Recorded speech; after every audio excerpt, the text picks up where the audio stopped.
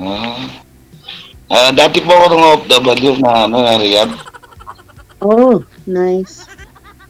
2003, December 7. Oh, may balak pa kayong bumalik abroad? Hindi na po kasi nahinto na po ako ng abroad. 2000, almost 2013, 14. Oh, nice. Dito na Kami po ako naman, train ako. oh, nice. Transport. Transport. Oh, Sa Saudi po, nakadalawang company po ako. Isang ano po na Al-Swai at saka Al-Rosan. Tapos galing po ako ng Qatar. Hmm. Sige na. Ma'am, divorce po kayo sa asawa. Ano po? Ilan po anak? dalawa. Dalawa na rin. Malalaki na. Oo. May mga apo na. Kaya Ilan taon na po? time to move on na DJ yata. Hmm. Kasi may family na rin sa Pinas yung ex ko. Eh. Ay. Ilan taon na po kayo, madam? Secret. Hindi, joke. 50 na. Tanda na. Tanda po lang po kayo pala sa akin. No? Nilakasan ko lang loob ko. Diyos ko. Ay. Oh, you're 47? Yes po, yes. Oh, Katatapos Okay. ko lang po na oh. Happy birthday, Dad.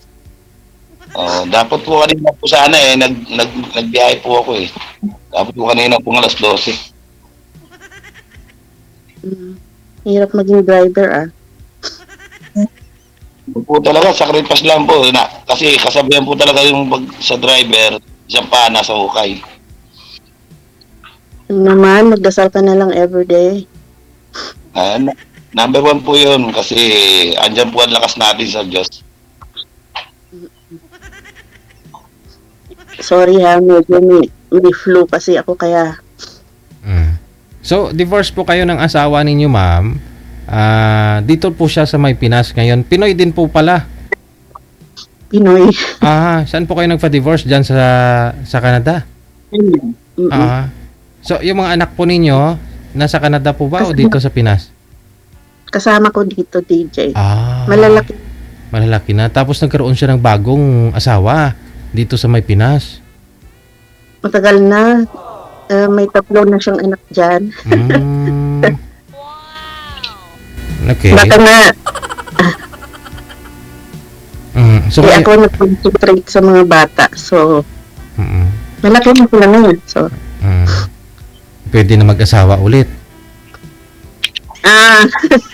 I don't know. Mahirap maging single mom sa abroad. So, Baka ito na si Sir. we'll see. Yeah. Pero may manliligaw po ba kayo ngayon? Siyempre, hindi mo naman maiwasan, di ba? Siyempre. Kaya na ako sumali rin dito, malay mo. May nakatadhana one day. Life begins at 40, life begins at 50 siguro.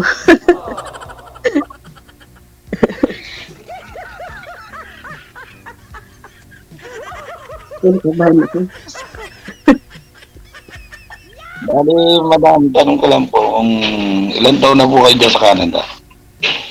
13 years? 30 years. 13. Ha? 13. Ah, 13. bali, sa akin po, pag OFW po, 2003, binata po ako noon. Nakapag-asawa po ako ng 2006. Almost 14 years po ako magkahiwalay. Nasabay po sa pandemic dito sa Pilipinas. Na-pandemic ka din. Di ko po ako inabutan ng pandemic kasi bala ko po sanang naka-apply po ako New Zealand. Inabutan po ako ng pandemic. Hindi na po ako nakapag-alis. Pero nakapagpasa po ako ng papel hanggang sa natabunan na po siguro yan. Malay mo, one day. Dito Sa-abroad na lang ka po. ulit. Pero Siguro masayang po, buhay sa Pinas. Walang buhay dito sa abroad. Tsaka lang po dito, sabi po na kasi ni Tatay Digong, kung marunong lang po talagang dumiskarte sa Pinas, mas maganda po. Mas masarap buhay dyan. Kasi dito, dolyar din yung lahat eh. Mas makaipon ka nga ng pera dyan kaysa dito. Ganun din po yun sa Saudi. Wala pong value ang pera doon. Yung piso po doon, piso lang. Mm-mm. Parehas Ganyan lang din po dito. sa US.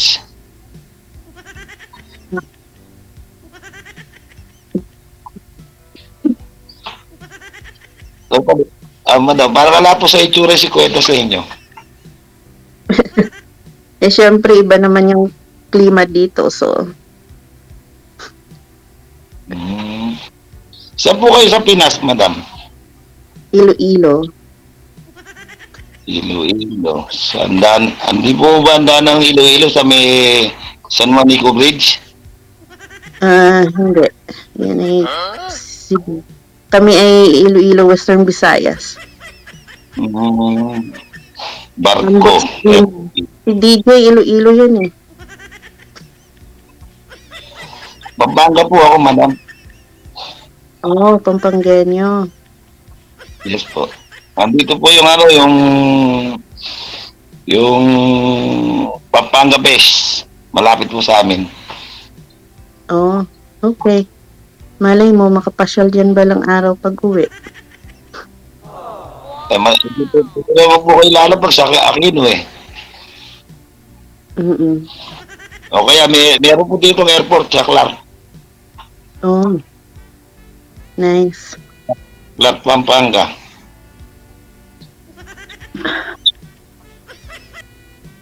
Bali, ilang taon na po kayong iwalay, madam? 2012, divorce. So that 11 years. Diyan po kayo nag-divorce o sa Pinas? Dito, wala namang divorce sa Pinas. Ay, sa bagay, sabi po ni Sir Tulfo, inaayos pa daw yung divorce na dito sa Pinas. Pero may 3 anak na siya dyan sa Pinas. Tapos, siguro sila. Hindi po kayo wala po kaso, madam, kung hindi po kayo nagreklamo. Malalaki naman yung anak ko, kaya sa akin naman yung anak ko. So, Divorce naman sila, may right naman mag-asawa yun ng iba. Ba't naman magrereklamo pa? ayaw ko yung gulo. Oo po. May, ala naman po mapapala sa gulo eh. Kung ayaw na po, ayaw na po. Ba't mo pahabulin, di ba? Yes po, yes. Diyan po, hindi po ulan ng yelo dyan.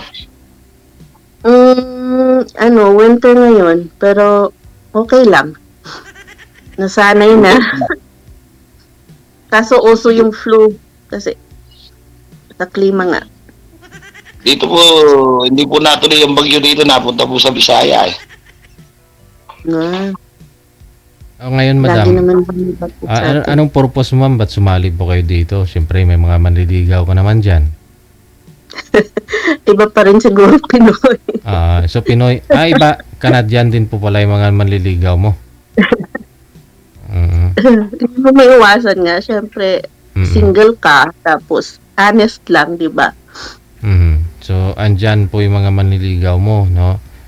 Pero gusto mo, Pinoy pa rin talaga. Wala po kayong manliligaw dito sa Pinas ngayon? Sa online? Ganon, mga kababayan mo sa Iloilo, wala? Wala naman akong communication masyado sa amin. Parents ko lang, at saka mga relatives. Pero sa mga other friends, wala naman. So, ano hanap mo sa isang lalaki? Si DJ na tuloy nag-interview sa akin. Kasi iba-iba yung usapan nyo eh. Oo. Anong hanap mo sa isang lalaki? Kuya, napakagaling po. Napanood ko po yan sa video eh. Active po ako sa video. Mabait, siyempre. Mabait. Yung hindi nananakit ng babae. Mm-mm. Tapos, may takot sa Diyos. Oh. Mm. At saka, ano pa ba? Ah, mahal yung pamilya niya.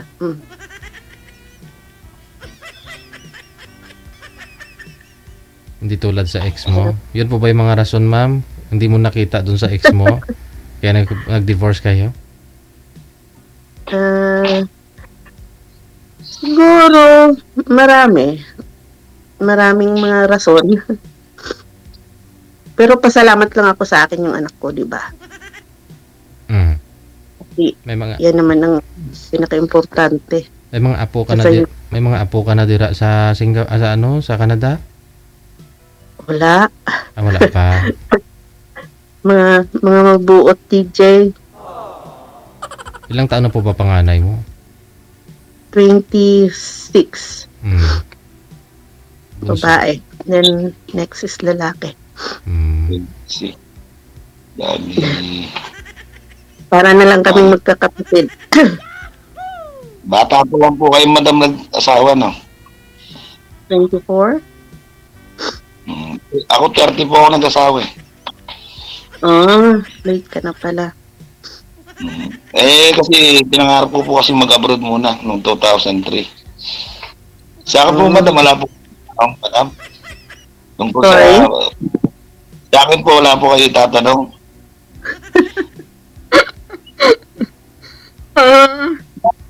Bakit po naging single ako pero wala sa akin mga anak ko?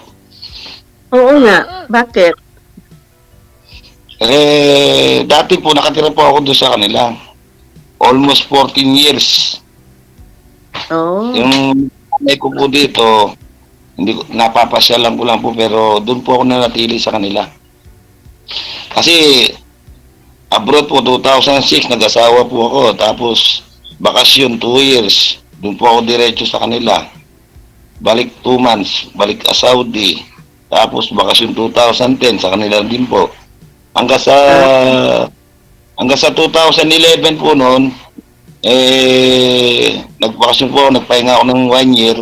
Bumalik po ako ng Saudi ulit, ibang company. Hindi po natupad yung aming kontrata na pinag-usapan sa Saudi. Tinapos ko lang yung 2 years. Hindi rin pala Tapos- ako nagsama ng matagal. Sorry. Oo. Pero sa pangarap mo makapag-abroad ako, nakapag-abroad naman po, awa ng Diyos. Okay na, nakailang aeroplano po ako, wala pong aberya. Kaya malaking pasalamat po sa Diyos. Mm-mm. Kasi Wala- lalo-lalo na po, kahit wala kang kailangan sa Diyos, kailangan manalig po sa taas. Tama ka dyan. Yan lang naman ang kinakapitan natin araw-araw di ba?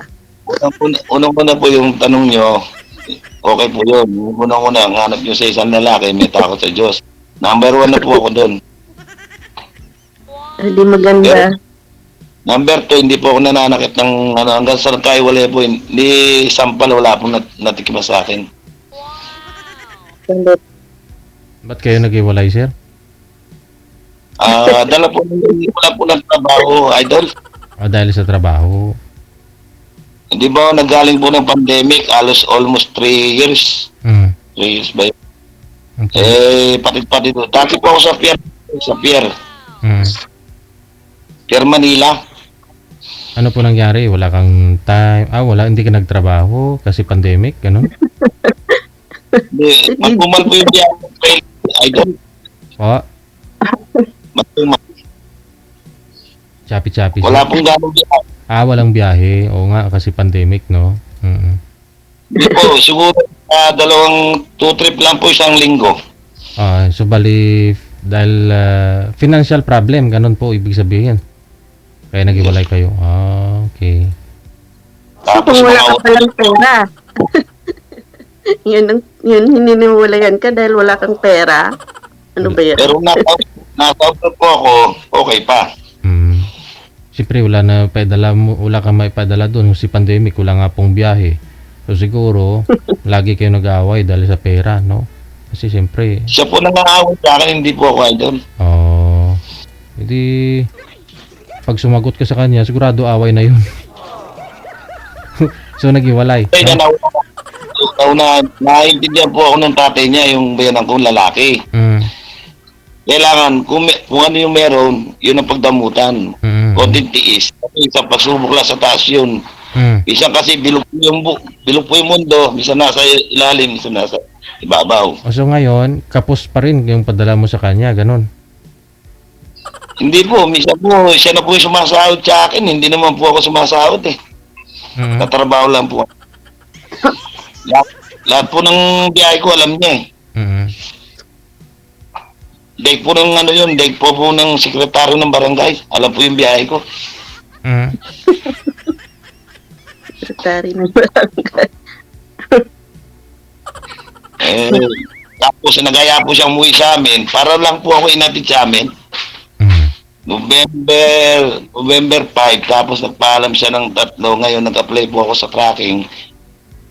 Yung ding araw ng umaga na yun, natanggap ako. Balik ako ng ano. Ngayon sabi ko po, doon sa asawa ko dati, yung di ba meron po tayo ng idol ng ano, vaccine card. Mm. Mm. Yung vaccine card po na malaki, Yes. na nagpa-inject. Mm. Ngayon sabi ko, nakita ko yung vaccine card ko. Mm. Nadala niyo ba ako? Nadala doon niyo po, idol. Kasi sabi niya, nadala doon sa bag. Ngayon sabi ko, dadaanan ko lang dyan. Pupunta pa ako ng Tarlac para makapasok ako sa planta. Mm. Eh ngayon, ang nangyari po, gusto pumasok pa ako eh. Kasama ko yung ate ko. Tapos pagdating ko, nangingiwan ako ng pera, 20. Mm. Binigay ko na po 100. Oh. Oh, Eh tapos gusto pumasok po ako kahit 3 minutes o 5 minutes. Eh, ang truck po nasa Tarlac po ng filmi ko. Mm. Eh, hinihintay na po, makikiakas lang po ako sa driver na isa. Mm. pwede siya. Bigyan po, kasama ko po yung ate ko, pinagsarap po kami ng pinto. Halos mag-iba po yung pinto eh.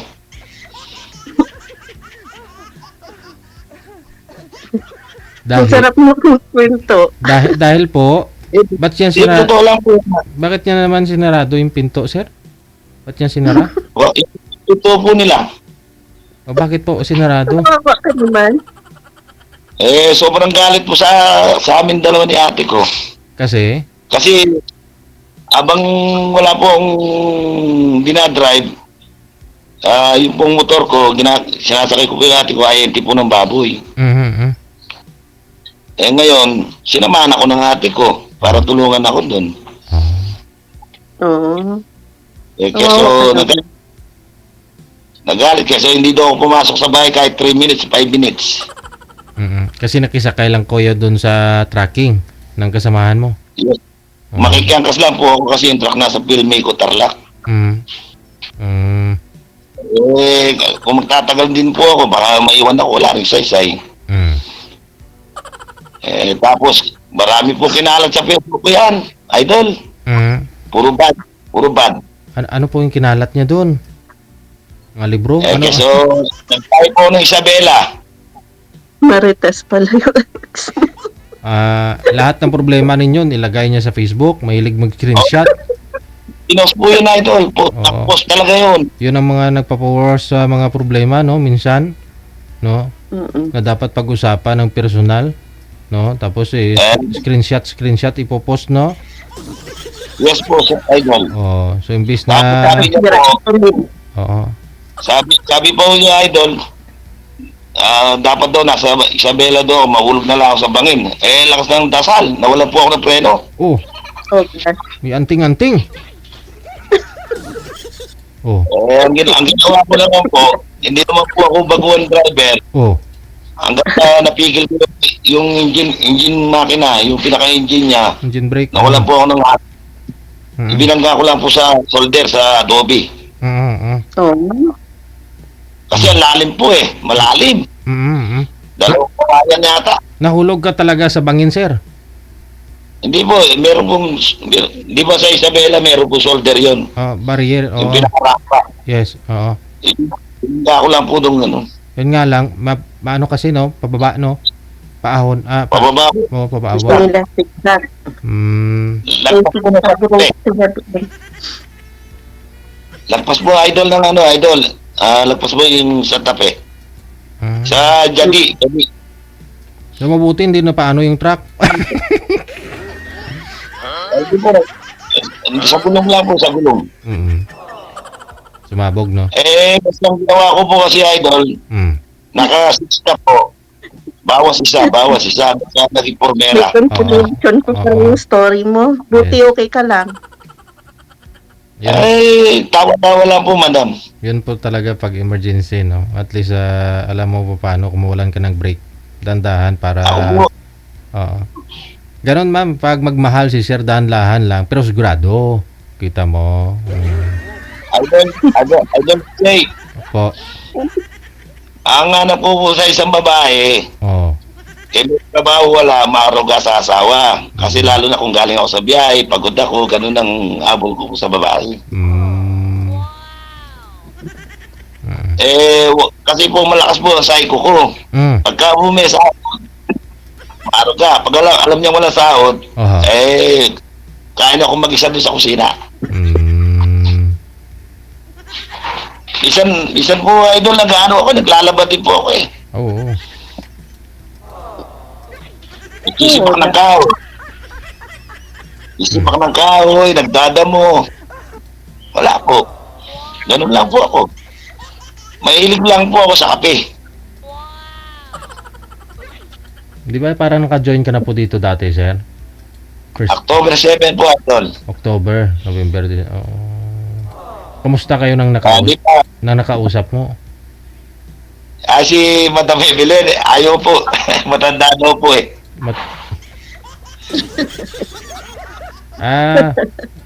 Matanda na si Madam Evelyn? Yung nakausap? 56. Oh. Si Madam 50 pa lang po to, no? Si Ma'am Aris, no? Aris. Sa kay Madam po, wala po sa mukha si Kuwete eh. Sige. Ano? Ano daw? Wala po sa mukha si Kuwete. Hindi daw halatang 50, ma'am. Sa 48 lang. O 47. Thank you. Happy lang sa buhay. Hindi nangungunsum eh. Yes. Sige, medyo overtime na tayo, no? Pagpatuloy po ninyo off-cam pag-uusap ninyo. Thank you so much. Wanted. Thanks, DJ. Bigayan po kayo ng Facebook Bye-bye. ninyo. No? Bigayan po kayo ng Facebook. Thank you po. Okay, thank you. Wanted. Bye. Sweetheart. Wanted. Sweetheart.